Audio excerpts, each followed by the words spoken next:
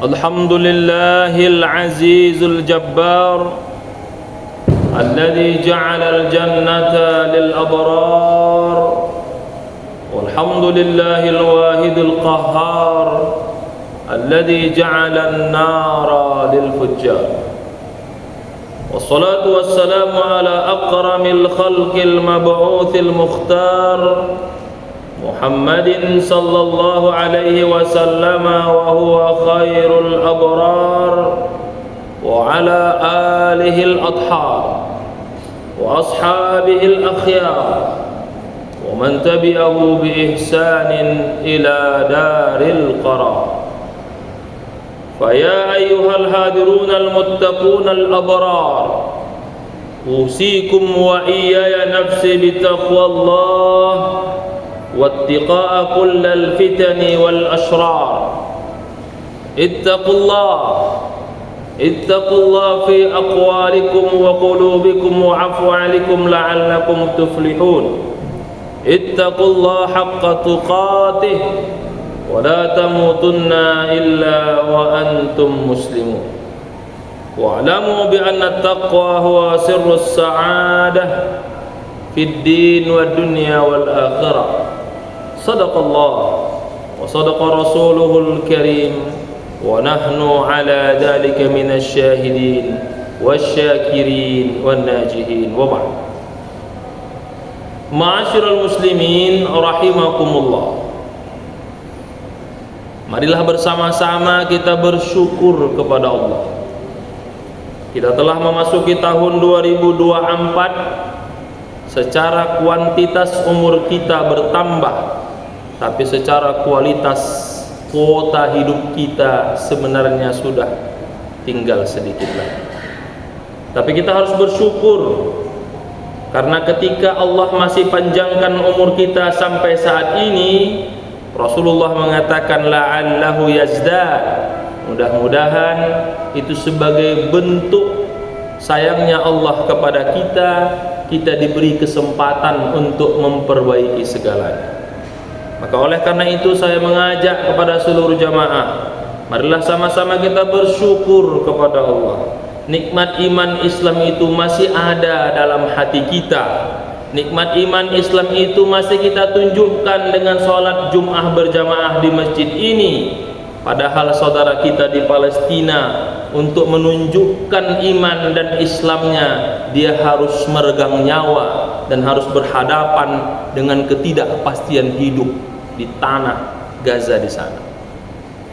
Maka sebagai bentuk syukur itu, kita mengucapkan alhamdulillah dan terus berdoa semoga kita diberikan kesempatan yang panjang untuk memperbaiki segalanya, menyelesaikan tugas dan kewajiban kita, serta menjadikan kita hidup dengan sebaik-baiknya dan berharap bertemu Allah dengan husnul khatimah. Amin ya rabbal alamin. Salawat dan salam kita berikan kepada Rasulullah sallallahu alaihi wasallam, tauladan kita, orang yang patut kita tauladan. Siapapun orang yang kita kagumi, siapapun orang yang kita jagokan, siapapun orang yang kita puji dan kita dukung, standarnya harus merujuk kepada Rasulullah sallallahu alaihi wasallam. Kualitasnya harus mencontoh role model yang telah Allah tetapkan dalam Al-Quran. Hanya satu manusia yang bisa kita tauladani, yang lainnya pasti ada kekurangan dan jauh dari kesempurnaan. Apa yang Rasul ajarkan kepada kita menjadi manusia yang sempurna. Dalam bahasa negara manusia seutuhnya, indikatornya cuma 3. 1. Berakhlak mulia. 2. Bermanfaat bagi manusia sebagai bentuk rahmatan lil alamin. Dan yang 3, altafuhum bi ahli, lemah lembut dan bertanggung jawab kepada keluarga.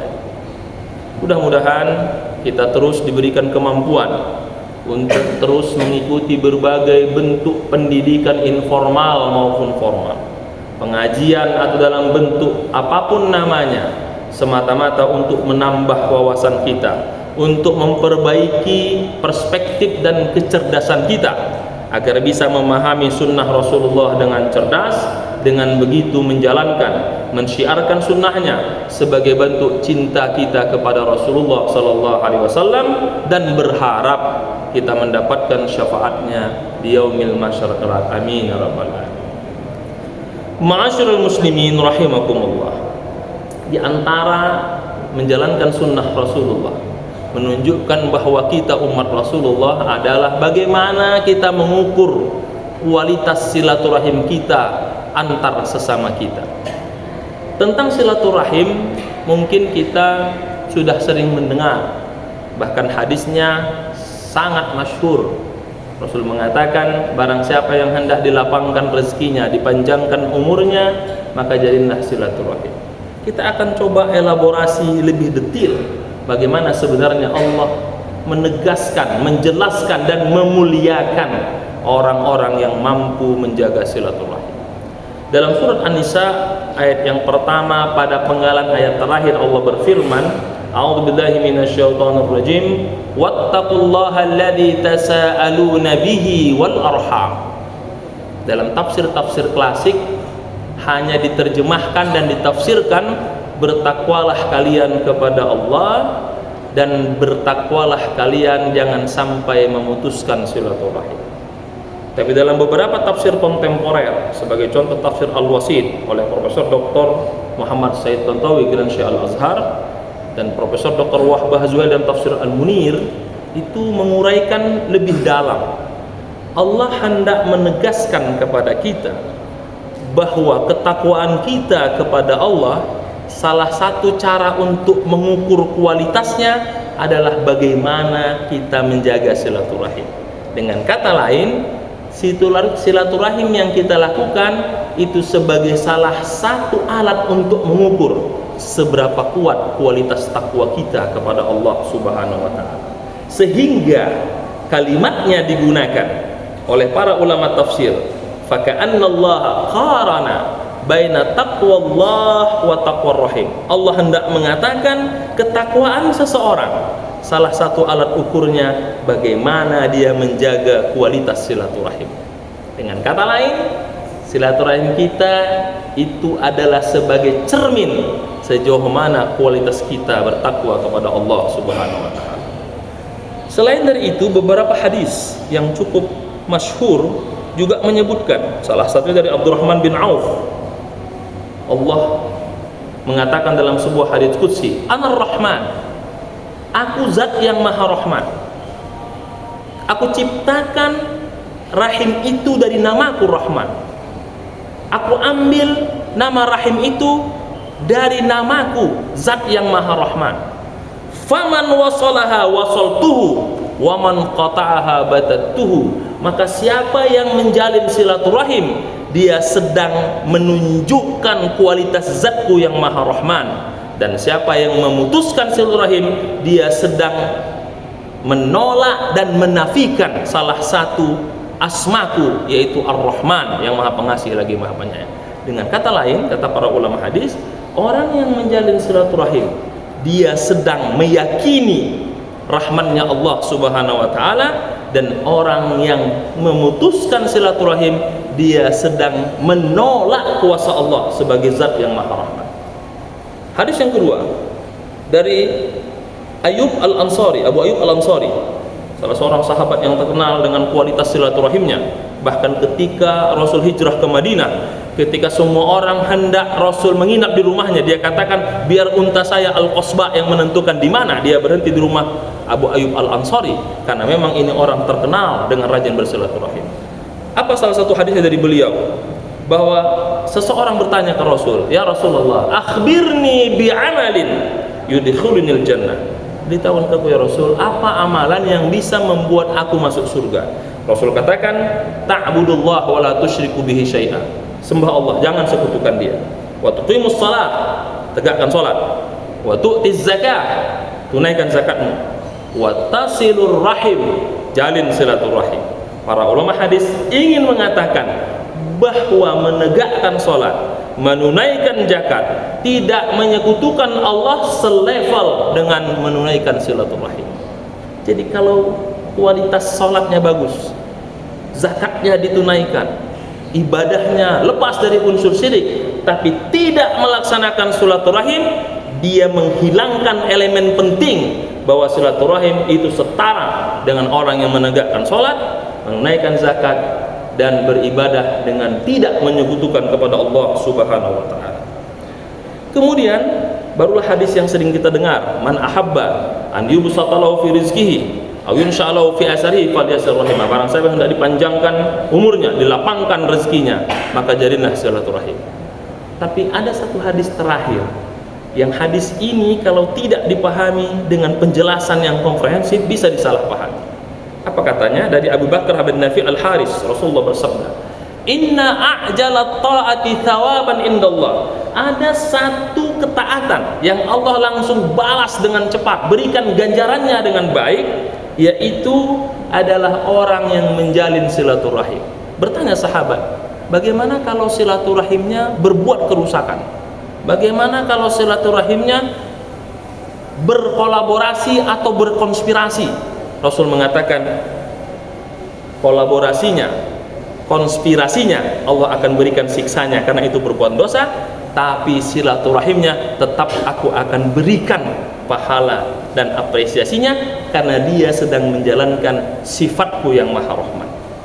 Artinya silaturahim ini cepat sekali Allah berikan pahalanya secepat dia melaksanakan silaturahim, meskipun silaturahimnya itu berisi unsur maksiat. Kata Rasul, maksiatnya akan diberikan siksanya, tapi silaturahimnya tetap Allah berikan apresiasinya. Hadis ini kalau tidak dijelaskan dengan detail, orang akan memahami nggak apa-apa silaturahim isinya maksiat. Bukan. Allah ingin tunjukkan bahkan silaturahim yang unsurnya maksiat pun Allah apresiasi, nanti dosanya juga Allah berikan siksanya. Masyaallah muslimin rahimakumullah. Kalau begitu bagaimana kita mengukur kualitas silaturahim kita dengan penjelasan hadis yang cukup luar biasa ini? Kata Syekh Abdul Hasan An-Nadawi, ada 4 kualitas standar yang harus kita miliki. Mungkin kalau yang lain, kata beliau, tergantung kepada kualitas iman masing-masing. Tapi minimal 4 hal yang harus kita lakukan untuk mengukur apakah silaturahim kita sudah berkualitas atau tidak.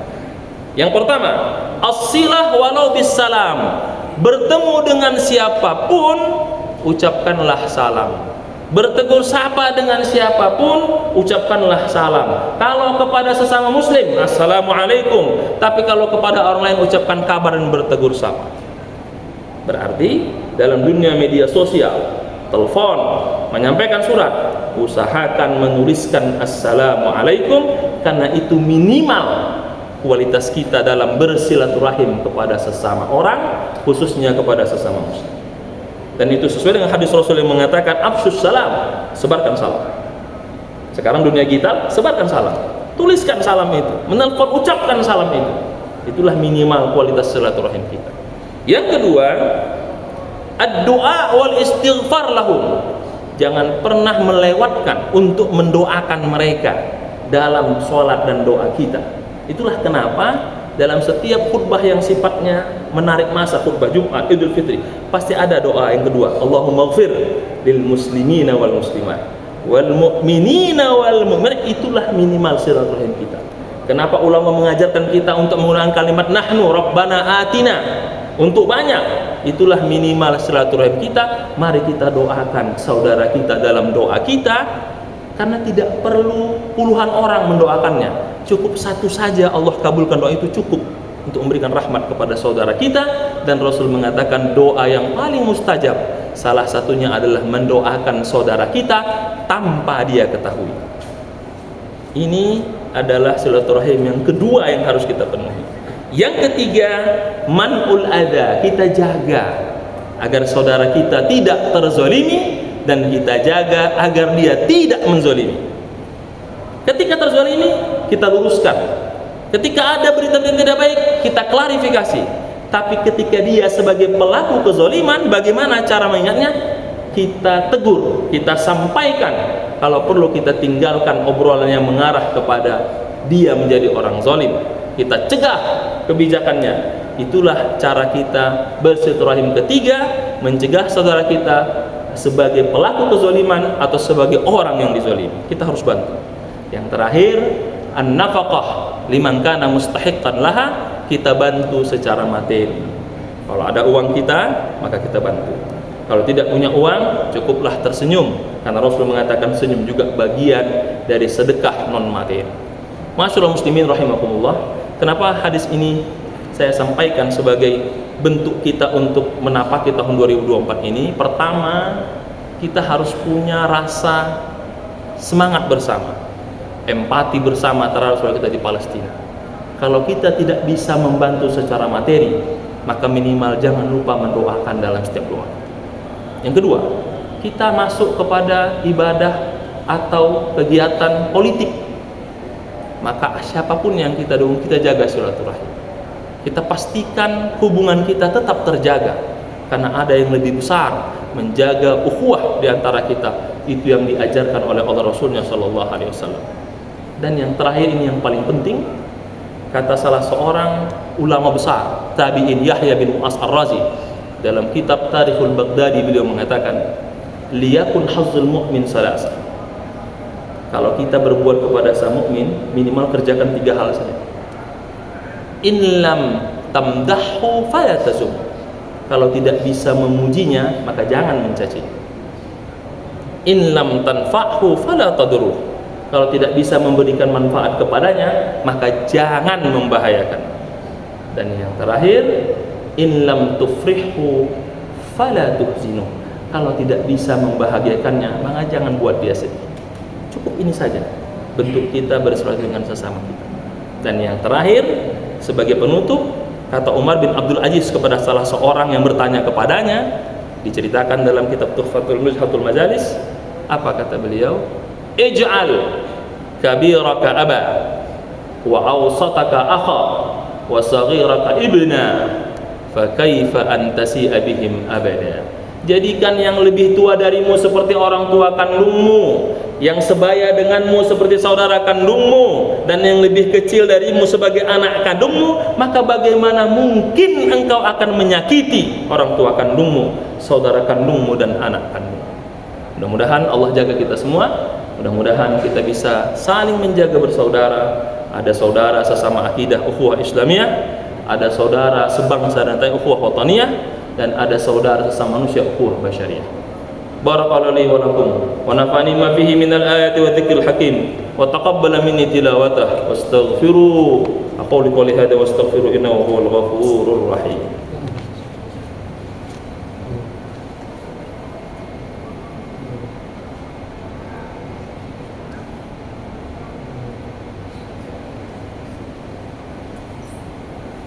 Alhamdulillah, alhamdulillahilladzi an'amana bi ni'matil iman wal islam, walhamdulillahilladzi razaqana bi dinil islamil mubin, walhamdulillahilladzi faddalana ala sa'iril khalaiqi fil alamin. Wassalatu wassalamu ala nabiyyil mursalin khataman nabiyyin al-mab'uts rahmatan lil alamin Muhammadin sallallahu alaihi wasallam wa ala alihi wa ashabihi wa man ihtada bi hadihi wa tamassaka bi sunnatihi ila yaumiddin. فيا أيها الحاضرون المتقون أوصيكم وإيا نفسي بتقوى الله فاتقوا الله فقد فاز المتقون. قال رسول الله صلى الله عليه وسلم اتق الله حيثما كنت وأتبع السيئة الحسنة تمحها وخالق الناس بخلق حسن. وقال تعالى في كتابه الكريم أعوذ بالله من الشيطان الرجيم إن الله وملائكته يصلون على النبي يا أيها الذين آمنوا صلوا عليه وسلموا تسليما. اللهم صل على محمد وعلى آل محمد كما صليت على إبراهيم وعلى آل إبراهيم وبارك على سيدنا محمد وعلى آل سيدنا محمد كما باركت على سيدنا إبراهيم وعلى آل سيدنا إبراهيم في العالمين إنك حميد مجيد.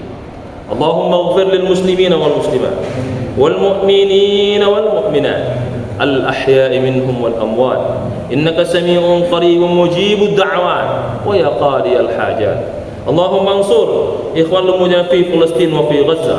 اللهم رد علينا القدس ردا جميلا ووثق ولاة أمورنا في مجاهدة فلسطين والأقصى إنك أنت السميع العليم.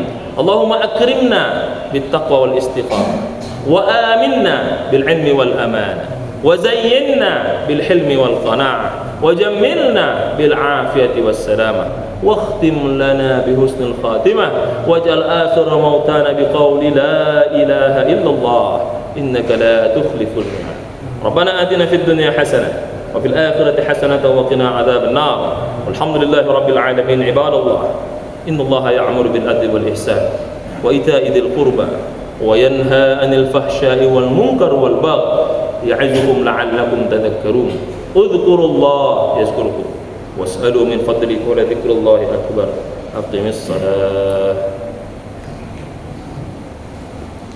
الله أكبر الله أكبر أشهد أن لا إله إلا الله أشهد أن محمدا رسول الله حي على الصلاة حي على الفلاح قد قامت الصلاة قد قامت الصلاة الله أكبر لا إله اهدنا الصراط